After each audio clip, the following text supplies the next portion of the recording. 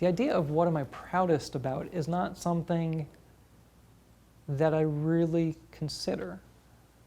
I think to me it's more important that I'm doing, the best that I can and the things that make me happy each day. I think that alone I'm pretty proud of. I'm pretty proud that I get to live that kind of life.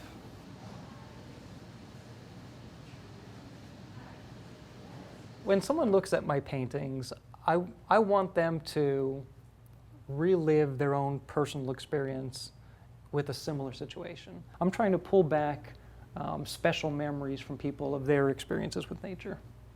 Most often my inspiration comes from an experience for me in nature, and that could be a trip to a national park, it could be a walk around my garden in the morning.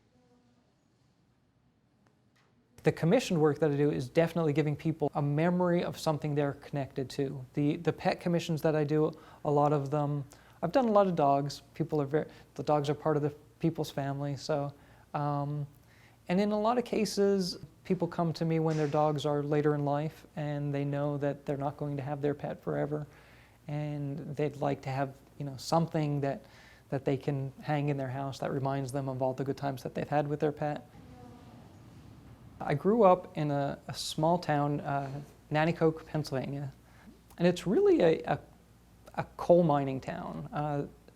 It's got this amazing work ethic, and it's got a really close-knit kind of tight community. I started drawing as soon as I can hold a pencil. My parents supported it as a hobby kind of thing. They thought, well, it's what he loves to do, so we'll get him some lessons to do that. As high school finished up, though, they sort of sat me down for that talk of, there's really no money in art. And I think that's both good and bad. I mean, I think it was a reality check for me, and I think it was something that I needed to hear, and ultimately made my decisions that, I need to be, it's that blue-collar background again. Like, I don't want to live paycheck to paycheck. So it was sort of an easy decision for me to say, no, I'm not going to pursue art as a career at that time. So I majored in math, and then it's off to the work world. It was, using those math skills. I was a methods and time study engineer. I would go out to the plant floor and then say, where can we improve the process? The more that I had done the other career, the more that kind of day-to-day stress takes out of you. And I looked to art more as a sense of relaxation and started to do more art. I picked up a set of oil paint. Never painted before, had always drawn, and I thought, I need something different. And the more that I painted, the more that I enjoyed it, and the more that I experienced this sense of sort of complete relaxation as I'm painting. So at that point, I looked up the art instructor, Judy Keats, that had been my instructor 25 years earlier.